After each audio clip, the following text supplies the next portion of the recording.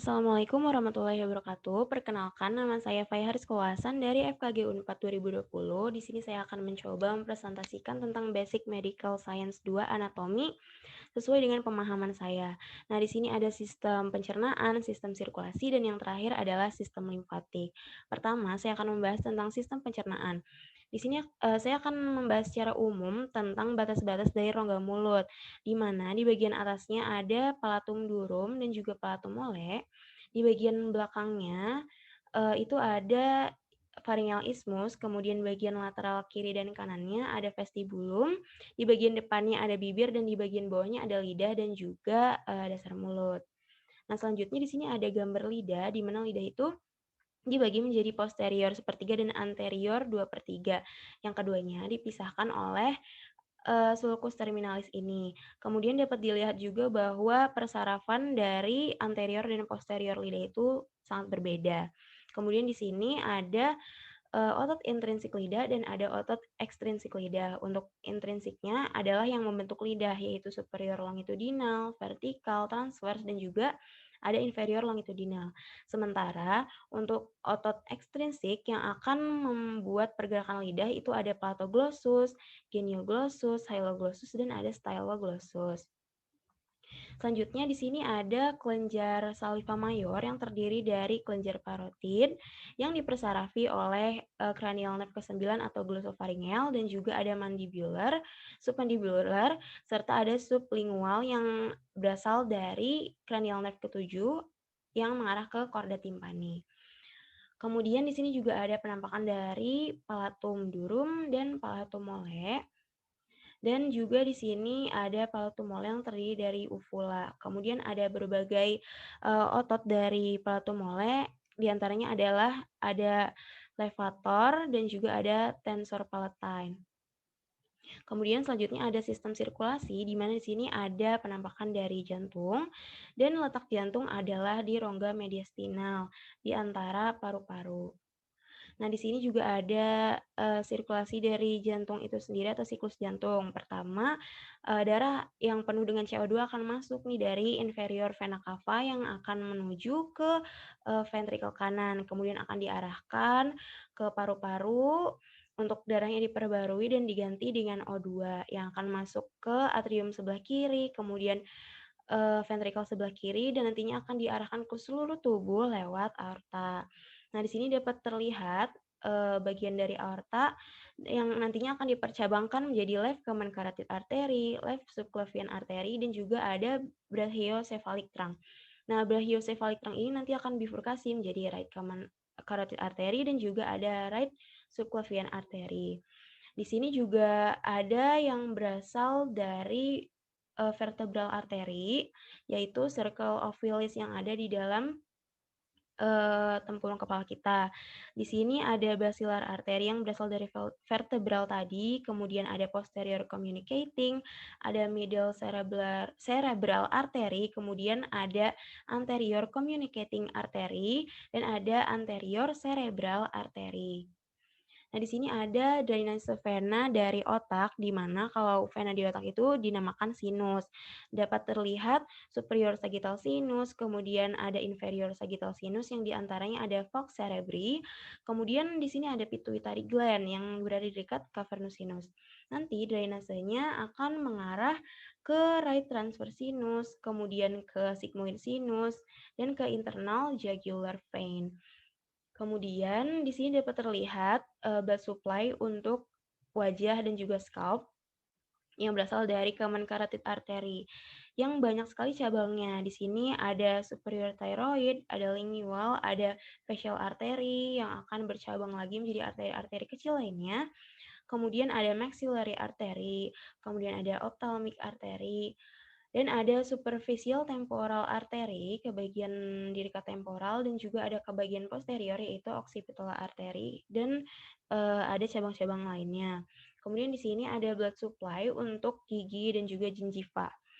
Nah, mulai dari atas, ini ada anterior superior alveolar artery yang akan supply ke dalam gingiva bagian anterior dan juga gigi-gigi anterior bagian atas. Ada middle superior alveolar artery untuk gigi premolar dan juga gingiva di dekatnya. Kemudian yang posterior, bagian atasnya dari posterior superior alveolar artery. Nah, di sini ada paltum durum, bagian tengah ada greater palatine artery dan juga untuk paltum molenya ada lesser palatine artery. Untuk lidahnya dari lingual artery, kemudian untuk gigi bagian bawah dan gingivanya ini, untuk anterior dari incisive branch of inferior alveolar dan untuk posteriornya dari inferior alveolar artery. Kemudian di sini juga ada drainase vena untuk kepala dan wajah. Nah, di sini dapat terlihat nih cavernos sinus yang ada di gambar-gambar sebelumnya yang ada di dekat otak.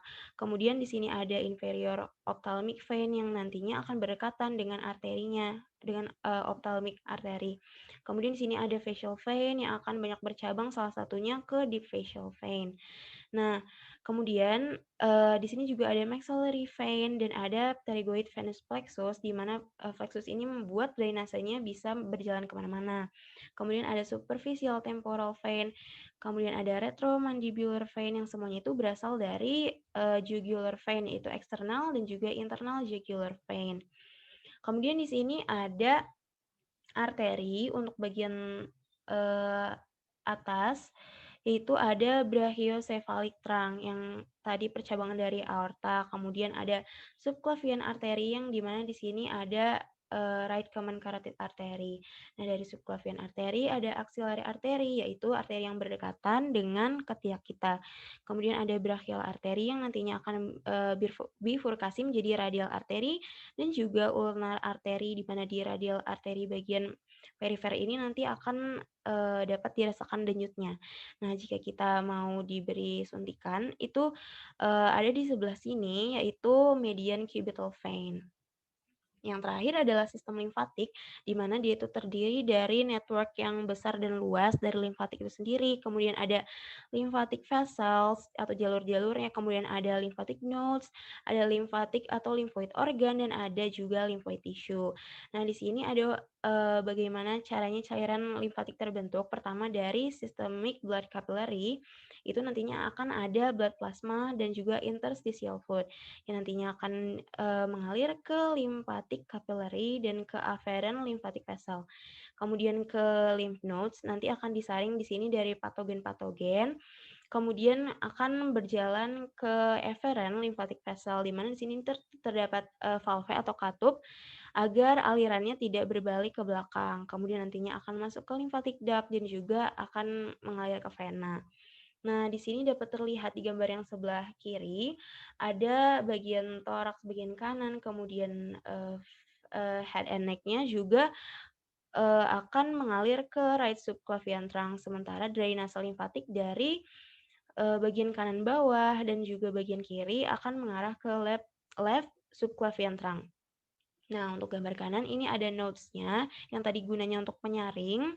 Di sini ada pericranial ring, kemudian cervical nodes yang dapat dirasakan juga, kemudian ada tracheal nodes, ada axillary nodes yang di dekat ketiak, ada deep nodes, ada inguinal nodes, dan juga ada femoral nodes. Nah, di mana di sini yang mudah diraba adalah cervical nodes, inguinal nodes, dan juga femoral nodes. Nah, di sini kita dapat, melihat nodus-nodus limfatik yang berada di head and neck. Di sini ada preauricular atau parotid nodes yang ada di sebelah sini, kemudian ada submental nodes, ada submandibular nodes, kemudian ada occipital nodes, kemudian ada mastoid nodes, ada jugulodigastric nodes, dan ada jugulo-omohyoid nodes, di mana nanti occipital dan mastoid nodes akan mengarah ke bagian superficial cervical nodes, sementara preauricular parotid, submandibular, dan submental nodes akan berarah ke deep cervical nodes, di mana nanti superficial cervical nodes juga akan berakhir di deep cervical nodes. Nah, kurang lebihnya seperti itu dari saya. Kurang lebihnya mohon maaf. Wassalamualaikum warahmatullahi wabarakatuh.